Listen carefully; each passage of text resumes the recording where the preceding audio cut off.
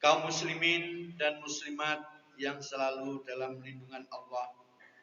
Sejak terbenamnya matahari di ufuk barat kemarin sore, gema takbir dan tahmid telah terdengar di telinga kita. Tergetar hati sanubari dan terhentak pula jiwa kita ketika lantunan kalimat pengagungan Allah itu memasuki rongga pendengaran. Kalimat-kalimat mulia yang berkumandang di seluruh pelosok penjuru bumi merupakan pertanda kehadiran dari hari yang dinilai istimewa, yaitu Hari Raya Haji atau juga disebut Hari Raya Kurban. Dari sebutan namanya itu, yaitu Hari Raya Haji dan Hari Raya Kurban, dapat diketahui bahwa ada dua peristiwa besar yang berkaitan dengan tuntunan agama, yaitu hari ketika berjuta manusia berbondong-bondong menuju ke tanah suci untuk menunaikan ibadah haji, dan hari ketika umat Islam di bagian yang lain memperingati peristiwa yang terjadi pada Nabi Ibrahim alaihissalam saat menerima perintah Allah untuk menyembelih putranya Ismail alaihissalam. Kedua peristiwa itu sangat bersejarah dan selalu diingat oleh kaum muslimin dan muslimat di mana saja mereka berada. Dan keduanya pasti akan dilaksanakan oleh mereka semuanya dalam kemampuan serta suasana yang dapat mereka lakukan sesuai dengan perintah Allah Subhanahu wa taala. Allahu Akbar, Allahu Akbar, Allahu Akbar. Ibadah haji merupakan rukun Islam yang kelima yang wajib ditaati dan wajib dilaksanakan oleh semua umat Islam bila mereka mampu. Pada pelaksanaan ini tampak betapa ajaran ketakwaan dan persamaan menjadi sesuatu yang paling diutamakan. Dengan pakaian ihram yang berwarna putih, jamaah berbondong-bondong menuju tanah suci. Mereka berdatangan dari segenap penjuru untuk menyambut undangan Allah. Dalam busana yang sama, mereka khusyuk mengikuti ritual yang telah ditetapkan. Warna putih dari pakaian ihram mengesankan bahwa agama ini pada dasarnya selalu mengajarkan kesucian dan persamaan pada pemeluknya, baik suci secara lahiriah maupun suci secara batiniah. Suci lahiriah ditunjukkan dengan sikap yang baik, tutur kata yang baik, perbuatan dan pelaksanaan tugas-tugas yang baik pula. Oleh karena itu, dalam kaitan ini, mereka akan selalu berupaya untuk melaksanakan kewajibannya, untuk menunaikan tugas-tugasnya dengan cara yang sebaik-baiknya. Sedangkan suci batin dapat dikatakan tanpa dari niat yang baik, keinginan yang baik, dan tujuan yang baik pula. Sehingga apa yang dilakukan sejalan dengan Allah Subhanahu wa taala dan syariat-syariatnya, yaitu memberikan manfaat dan faedah bagi seluruh alam semesta. Dengan dasar demikian, sesungguhnya Islam tidak menganjurkan sesuatu dengan kekerasan, tetapi hanya memerintahkan kebaikan-kebaikan. Islam adalah agama rahmatan lil alamin yang dianjurkan pada pemeluknya untuk menebarkan kesejahteraan, keamanan, dan keharmonisan. Islam bukanlah agama yang membawa kebrutalan dan kezaliman terhadap mereka yang tidak sejalan. Allahu Akbar, Allahu Akbar, Allahu Akbar. Selain ibadah haji, saat ini sedang dilaksanakan pula oleh sebagian umat Islam, yaitu hari ketika mereka memperingati peristiwa bersejarah yang terjadi pada Nabi Ibrahim dan Ismail alaihi wassalam. Keduanya dengan keikhlasan dan ketulusan siap untuk mempersembahkan korban yang berupa putra tersayang yaitu Ismail alaihissalam.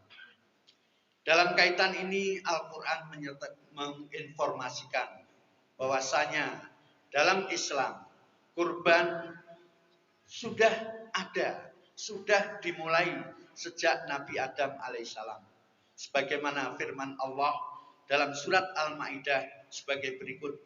A'udzu billahi minasyaitonir rajim. Bismillahirrahmanirrahim. Watlu alaihim naba abnai Adam bil haqq id qarraba qurbanan fatuqbila min ahadihima wa lam yutaqabbal minal akhar qala la aqtulannak innama yataqabbalullahu minal muttaqin, yang artinya ceritakanlah wahai Nabi Muhammad kepada mereka kisah dua putra Adam yang sebenarnya, yaitu ketika keduanya mempersembahkan kurban, maka kurban itu diterima dari salah seorang dari keduanya yaitu Habil, dan tidak diterima dari yang lain yaitu Qabil. Kemudian Qabil berkata, aku pasti akan membunuh. Habil pun menjawab, sesungguhnya Allah hanya menerima kurban dari orang-orang yang bertakwa. Ayat ini mengisyaratkan bahwa kedua putra Adam telah diperintahkan oleh ayahndanya untuk mempersembahkan kurban. Dan saat itu kurban adalah sebagian dari hasil profesi dari yang ada pada manusia. Qabil merupakan petani, maka dia dianjurkan mempersembahkan sebagian hasil pertaniannya. Sedangkan Habil adalah peternak, maka dia mengeluarkan sebagian dari hasil ternaknya. Kemudian ternyata yang satu, yaitu dari Habil, yang dilandasi keikhlasan, ketakwaan, kepasrahan, maka kurban itu pun diterima. Sedangkan Qabil yang mempersembahkan dengan tidak didasari keridhaan, maka kurbannya pun ditolak. Ajaran demikian terus berlanjut sampai masa Nabi Ibrahim. Namun kemudian suasana kurban, suasana keagamaan diinfiltrasi, dimasuki oleh ajaran-ajaran primitif, budaya-budaya dari orang-orang yang tidak bertuhan. Sehingga kemudian kurban pun berubah, yaitu dari mempersembahkan sebagian hasil kerjanya menjadi pengorbanan manusia. Pada masa inilah Nabi Ibrahim hidup, sehingga ketika beliau mendapat perintah untuk mengorbankan putranya, maka masalah ini sudah banyak dikenal, sudah diketahui, sehingga Nabi Ibrahim tidak merasa aneh. Beda dengan masa kita sekarang, apabila ada yang mengatakan bahwa dia mendapat wangsit, mendapat mimpi untuk mengorbankan putranya, maka dia pun akan dianggap orang yang kurang normal. Kenapa demikian? Karena budaya modern pada zaman kita sudah tidak lagi mengenal pengorbanan yang berupa manusia. Beda hanya dengan Nabi Ibrahim, sehingga ketika beliau mendapat pesan dari Allah Subhanahu wa taala melalui mimpi, yaitu A'udzubillahi minasyaitonirrajim. Bismillahirrahmanirrahim. Ya bunayya inni ara fil manami anni atbahuka fandur madza taru. Wahai anakku yang tersayang, sesungguhnya aku mendapat wahyu melalui mimpi, yaitu aku diperintahkan untuk menyembelihmu, mengorbankanmu kepada Allah. Bagaimanakah pendapatmu? Inilah wahyu yang diterima Nabi Ibrahim dalam suasana ketika itu manusia terbiasa mengorbankan manusia sebagai persembahan kepada Allah Subhanahu wa taala. Ternyata Nabi Ibrahim sangat meyakini bahwa mimpi itu setelah terjadi 3 malam berturut-turut diyakini berasal dari Allah Subhanahu wa taala. Beliau meyakini bahwa Allah Maha baik. Karena itu perintahnya pasti untuk kebaikan-kebaikan. Allah tidak akan menyuruh, tidak akan memerintahkan manusia untuk berbuat buruk atau melakukan kegiatan yang tidak bermanfaat serta membahayakan manusia pada umumnya. Inilah yang diyakini Nabi Ibrahim, sehingga dengan teguh, dengan hati yang dapat diisi dengan keikhlasan penuh, beliau pun kemudian berdiskusi dengan putranya. Alhamdulillah, Nabi Ismail pun mengetahui seperti keadaan pada masa itu, bahwa mereka yang terpilih sebagai korban adalah insan utama, insan pilihan, karena dia akan segera dihadapkan pada Allah, dan Nabi Ismail menyadari itu, sehingga tanpa ragu beliau pun siap melaksanakan perintah ayahandanya. Dalam kaitan ini ada beberapa hal yang dapat dijadikan tauladan. Yang pertama, Nabi Ibrahim menjalankan perintah Allah melalui mimpi yang diyakini bahwa semua itu datang dari Tuhan yang Maha Baik. Maka beliau pun seperti tadi dikatakan percaya bahwa perintah Tuhan demi kebaikan dirinya dan kebaikan putranya serta kebaikan umatnya. Tanpa ragu beliau pun dengan ikhlas melaksanakan perintah itu. Dalam kehidupan sehari-hari kita pun akan selalu berinteraksi dengan teman, dengan kolega, dengan atasan yang seringkali juga kita semua mendapatkan arahan, mendapatkan tuntunan, atau mendapatkan perintah. Dari sini dapat kita lihat bagaimana mentauladani Nabi Ibrahim apabila diyakini perintah itu baik dan perintah itu tidak bertentangan dengan ajaran agama, tidak berlawanan dengan norma kemasyarakatan, maka sudah sepantasnya perintah itu ditaati, dilaksanakan dengan sebaik-baiknya.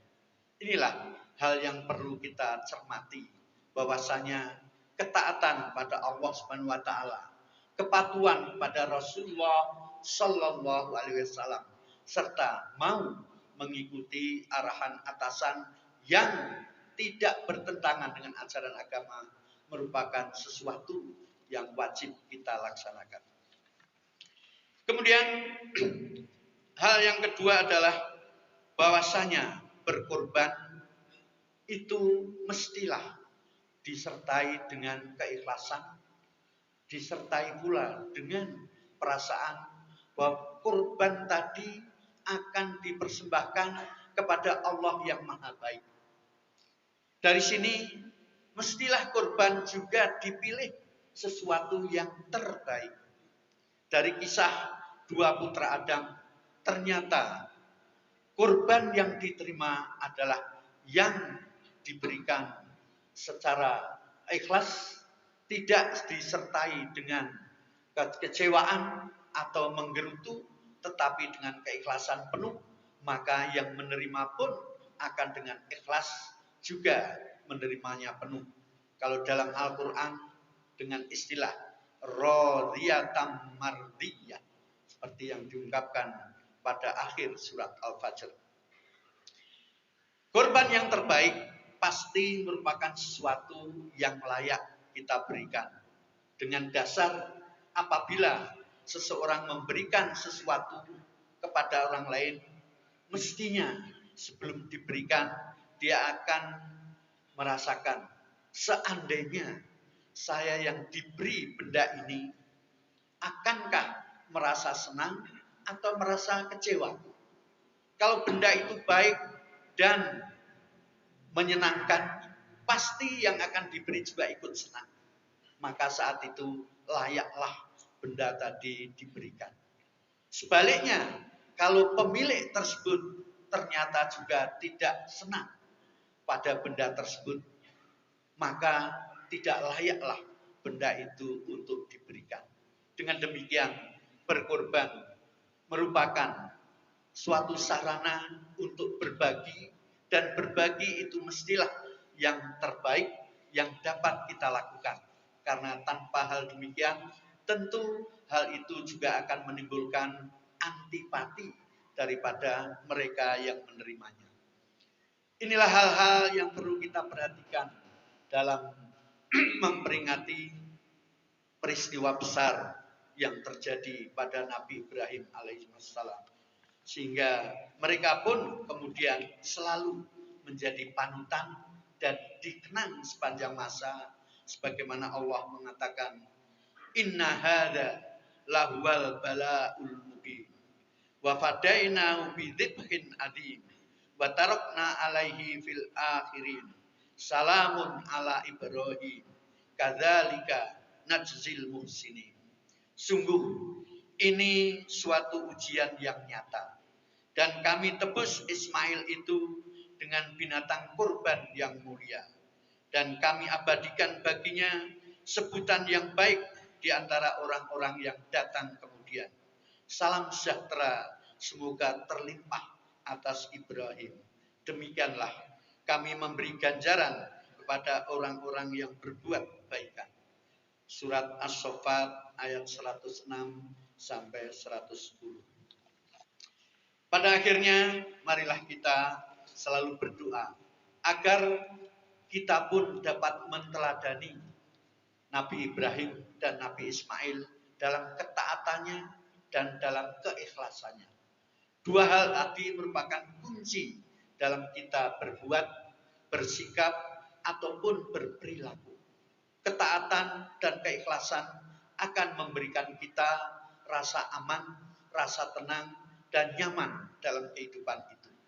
Sehingga tidak ada lain yang kita dambakan adalah kesejahteraan, kenyamanan, dan ketenangan. Dengan demikian, mungkin kita pun harus menyadari bagaimana cara meraih hal-hal itu yang tiada lain, mesti kita kembali pada syariat Islam, pada tuntunan-tuntunan Allah, dan sunnah-sunnah Rasulnya. Pada akhirnya, marilah kita berdoa agar kita semua selalu dianugerahi karunia dan rahmat, sehingga kita semua tetap berada di jalan Allah, dan marilah kita bermohon agar kita semua terus dalam ketenangan dan ketentraman yang kita idamkan. Untuk itu, marilah kita membersihkan batin kita, menjernihkan pikiran kita, dan mohon pada Allah agar hidup kita selalu dalam rahmat dan lindungannya. Amin ya rabbal alamin.